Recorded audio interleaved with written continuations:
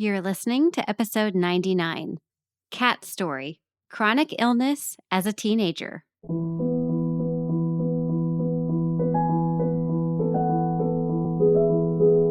Hello, my friends. I'm so happy that you're here today, and I get to introduce you to Kat Harrison, who is actually not a parent of a child with an illness. She was the child and still is now an adult with a chronic illness. And I think it's important for sometimes us to change our perspective a little bit and actually hear what the patient has to say. So Kat is amazing. She is the community manager at the Mighty. And then she has also written 2 children's books, Migraine and Mia and Surgery on Sunday, both are which incredibly creative. She's just such a creative spirit, but she gets really honest with us about what it was like being a teenager in the hospital and what her parents did that worked really well, maybe what could have been done differently, and then how to tackle supporting teens. So parents out there, if you've got tweens and teens and you're wondering how do I connect with them, especially if they're dealing with a chronic illness and transitioning to adult care, this is a really helpful episode. And I'm just so grateful to Kat that you are here today. So thank you so much.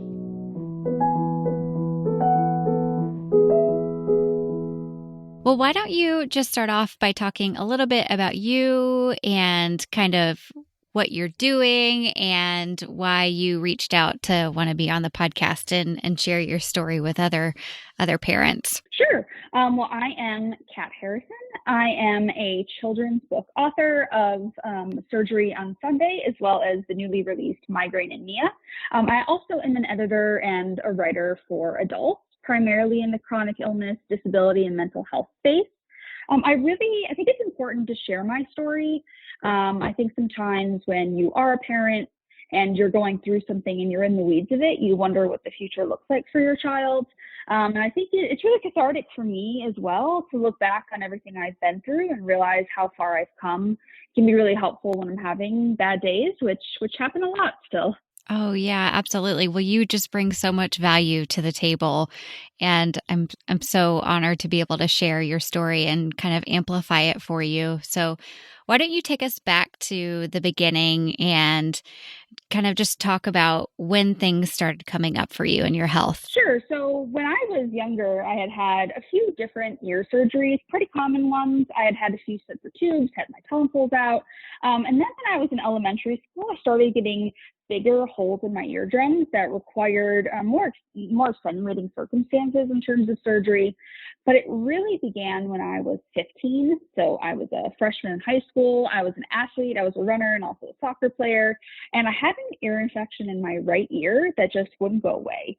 And after many trips to my surgeon, who had done previous surgeries on me, I kept being told, like, it is what it is, like it will go away on its own. I tried different antibiotics and different treatments, and nothing really went away, and it was getting worse. So we decided to do an exploratory surgery. And when I had the surgery, my parents kind of had that dreaded moment where they were pulled aside in the waiting room by my surgeon and his team and basically told that I had a pretty severe bacterial infection that had wormed its way all throughout my skull and also to the top of my brain in the dura. So they asked my parents permission to give me a PICC line, which I then had for 8 weeks. So I was that fun freshman in high school who had a PICC line, covered it up with socks, and administered IV medications to myself 3 times a day. Wow. What do you remember about being in the hospital at that time? And what do you remember that really helped you? Oh, so I wasn't in the hospital as long as you think I would have been. I think I was in for probably 3 to 4 days, and it was a blur. I mean, it's funny when you get older and kind of how your memories shape, but the most vivid memories I have are a few things. One, I remember getting a few phone calls on like an actual hospital room telephone, which is pretty old school, shows a little bit how older I am. And I remember just being so thankful that someone reached out to me, even though I was not in a great place physically. I also remember I was at the University of Michigan Peds Hospital at the time, and there was an art cart that went around where patients could choose a piece of art to put in their room. And I remember that, and that gave me a lot of hope. And then my parents, whenever I had surgery, would bring like little travel games of like Monopoly and Scrabble. And I remember playing those while I was I had an IV and a PICC line, and I was pretty miserable, but those little bright spots really got me through. Wow, that's really good to hear because I think sometimes it can seem like, oh, this is so little, how's it going to help? But to hear that for you, it's one of the standout things, just those little art cart that would come by, games. It actually does make a difference in, and especially your memories and what you go back to when you think of yourself at that time. Yes, absolutely. I did at the time. They weren't. I was so concentrated on how I was feeling and kind of everything that happened as a result of the surgery and the antibiotics. But now looking back, I'm so happy I have those little diamonds that I can remember. Kind of, it's funny what they mean to you as you get older. What do you remember about the surgical experience? Did the anesthesia bother you? Did you get worried before surgery? How was the wake up? So this is interesting. So I've had many surgeries since this particular surgery, and I find that as I get older, I get more anxious for that surgery specifically. It wasn't bad. Before they went in, it was just exploratory, right? So I was feeling okay. I was feeling optimistic. I never really have issues kind of going in and out of anesthesia. I have some funny stories from surgeries that have happened in my 20s and 30s. But that surgery in particular was smooth from the beginning. And then also when I when I woke up, I don't have any particular like bad memories. I find what you just said to be very true for myself too. Like the older we get, the more anxious we get. And like, I can't, going skiing is a good example. I would have tried anything Yeah, in high school. And now I'm like, that's a death trap. Like, not doing that. It's like you just get I more think about anxious the this a older you lot. get. You do. And I think about this a lot because I wonder why. Because between the years of 2016 and 2018, I had four major surgeries, which took me out of work for a long time and kind of reset my life in a very different direction. And I think of like, why is it harder each time? And for me, I think it's because you just have more world context.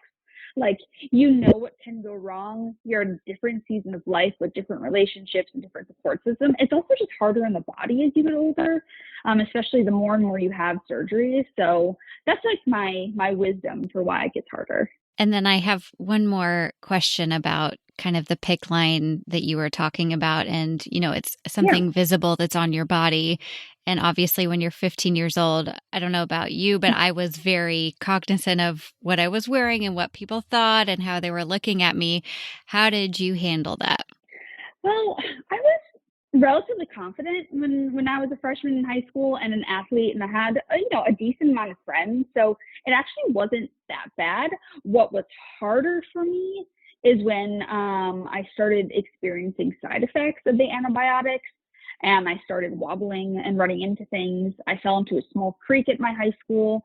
I fell down some stairs in the bleachers, and I think that's when I became really self conscious because you don't know what's happening. People just see you. A PICC line, is still pretty inconspicuous because I had to Mm. cover it up with the sock to be hygienic.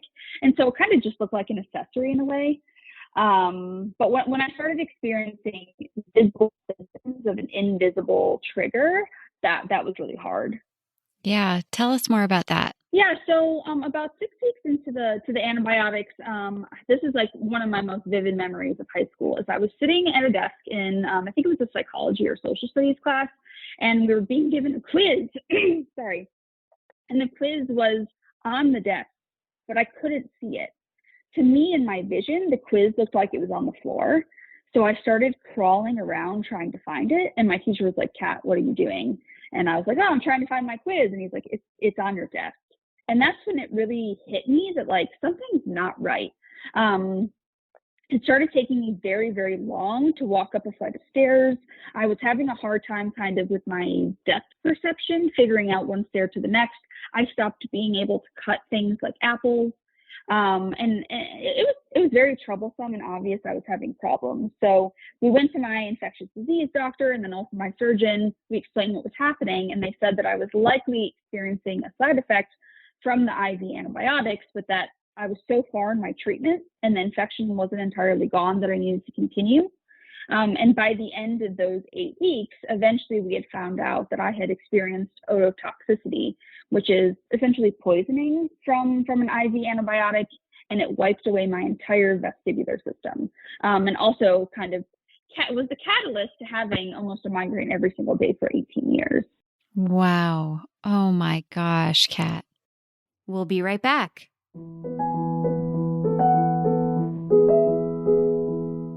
Incentives work. They work in healthcare and they work with kids. Think about it. If hospitals provide free rides to patients, they show up on time for their doctor's appointments. Teachers use incentives to encourage academic achievement.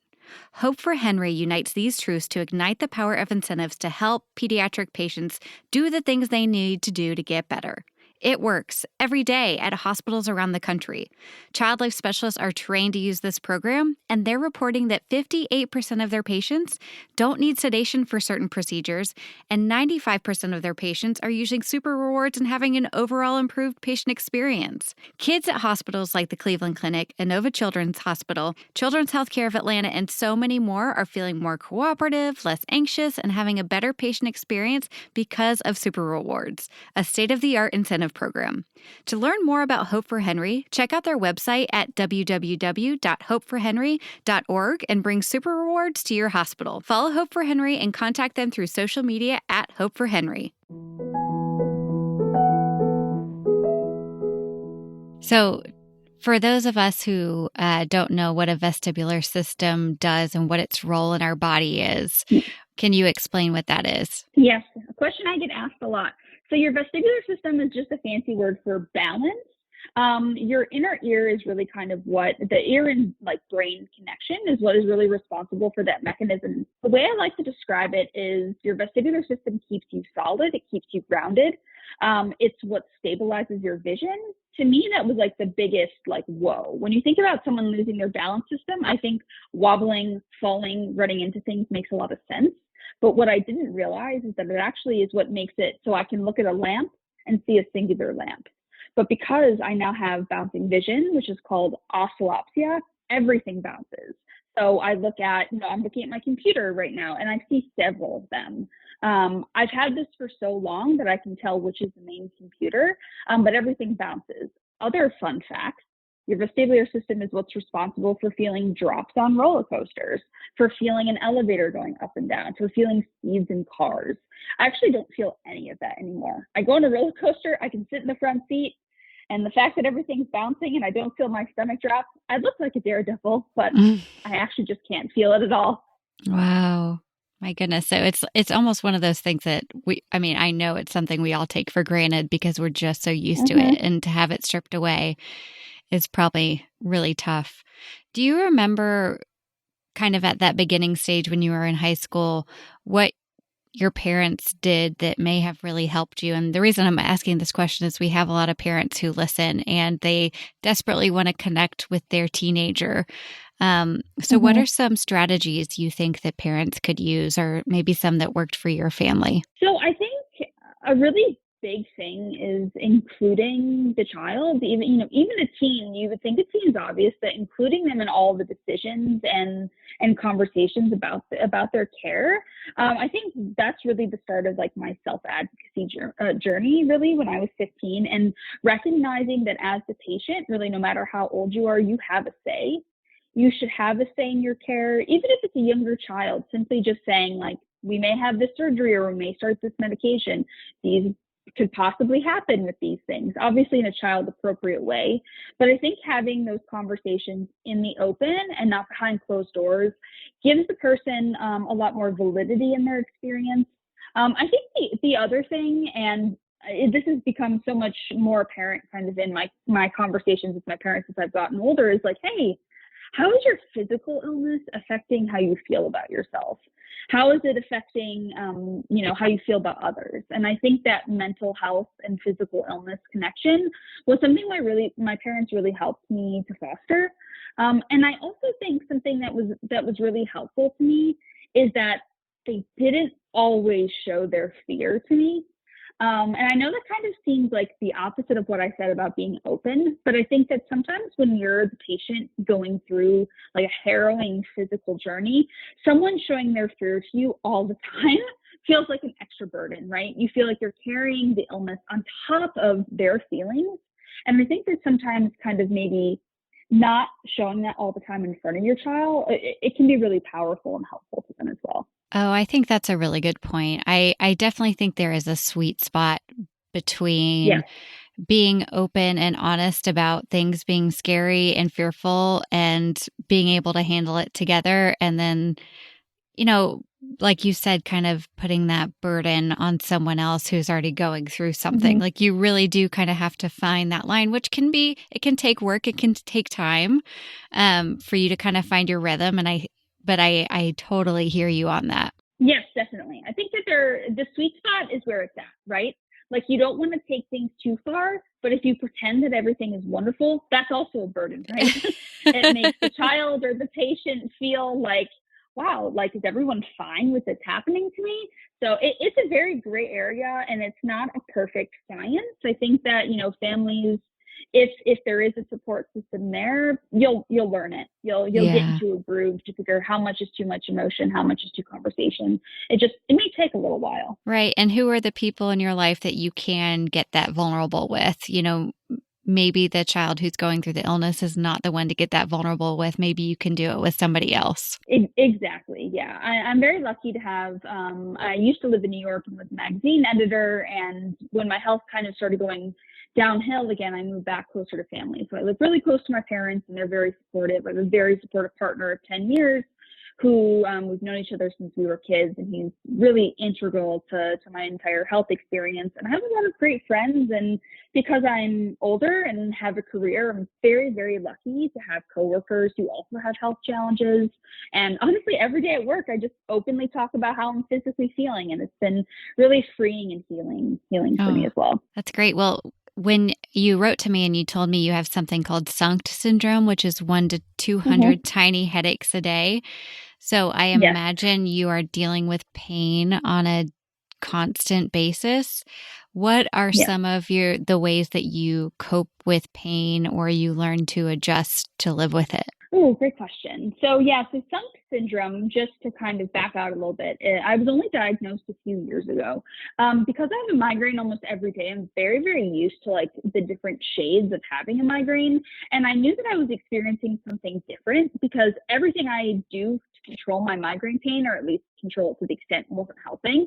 And so when I started having Sunk, it's a whole different ball game. I actually really truly haven't figured out how to manage that in particular. But in terms of, I guess, constant pain, this is not going to sound fun, but I've had to make a lot of sacrifices and a lot of lifestyle changes that have honestly really helped. So even though I'm older, so one thing is that I work from home. That's pretty much what I have to do now. On the weekends, I try not to schedule anything, which is really helped. But I think in terms of like actual physical pain, I have an ice hat, which is really helpful. You just pop it in the freezer. I got it off of Amazon. There are a bunch of different versions. I think other things, dark rooms, really help me to manage my pain. In terms of emotionally manage my pain, honestly, just sharing my story. Like this is very healing to me. Having this conversation, it makes me feel less embarrassed, I think. I'm definitely at a point in my life where my friends are having different journeys than I am, starting families, going on lots of vacations, well, COVID aside. And that's hard for me. But sharing my story is healing, even if it doesn't take the pain away. Well, I'm glad that it's healing for you because it's inspiring and giving strength to those of us who are getting to listen to it. So thank you so much for sharing it. I would love to kind of go back to you. If you could tell yourself, when you were 15 years old, if you could give yourself any advice, what would you say? I love this question. So again, this is not happy, but I think it's very important advice is I would tell myself that life's going to be hard. And I say that because I'm a really big fan of like, so toxic positivity is very much a thing, especially in the physical illness world. I mean, even in the mental health sphere, this idea that like, oh, just be happy, like everything's fine, you're happy to be alive. And that's really hard to hear, I think, when you are in a ton of physical pain. So I would tell myself that life is going to be hard, but I would also say that life is going to be worth it, that there is going to be a lot of things that will bring you joy, that your story will have purpose, that you'll continue to live a fulfilling life, even though it looks very different.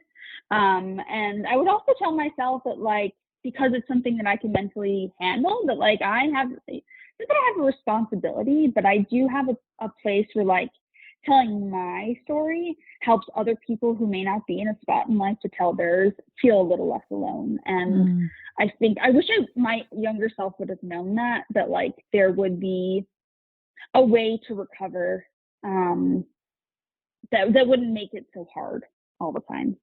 Yeah.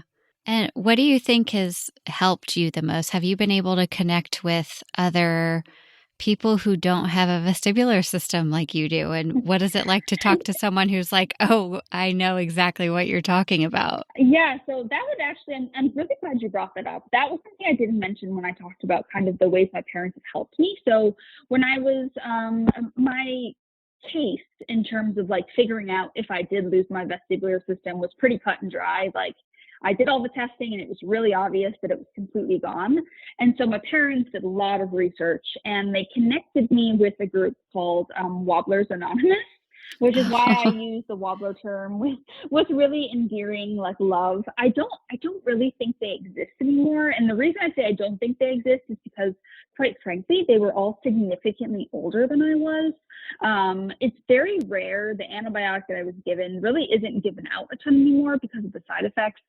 But it also tends to be applied later in life. So I connected with all these people who are like in their 60s and their 70s and their 80s.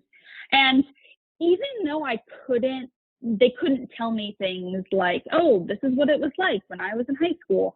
It was really validating to hear like the struggles that they had. So that was really like, that was a pivotal moment, I think. And allowed me just to kind of get my head around things a little bit, because when it's so rare and no one you know is experiencing it, that was really powerful. But when I was older, so I went through college and kind of my latter part of my 20s, literally not meeting anyone with chronic illness. And I didn't realize how isolating it was until I started talking to people with chronic illness. And this is like wild, but Instagram is an amazing place for people that live with illness. Connected with people who share my diagnoses. People make posts that are just really, really relatable. And that's how it kind of led me to the Mighty, which is where I work now. And I help connect other people who live with the same diagnoses. And that has been so crucial for my journey. Just to hear that someone gets it, I don't really think that there's anything like that can't be replaced. It's a beautiful thing. Oh, I agree. Totally. Well, tell us how we can follow along with you and read some of the content that you're writing and just continue to follow your story. Sure. So my website is catwritesforyou.com, K-A-T, how you spell my name. And then probably most active on Instagram, my handle is XOCat, which is pretty easy to remember. I share a mix of things about my books, but also just about what I'm going through. Funny enough, if you live with chronic illness, you still have to live with it, which means that sometimes I don't post as much as I want. But that's really the best place to find me and follow along. Oh, I love that. Well, thank you so, so much for being here and sharing so much. And I look forward to be able to share your book and kind of just talk and I've read it before. I think it's just so awesome. And Kat, thanks so much for being here. Yes, my absolute pleasure. Thank you.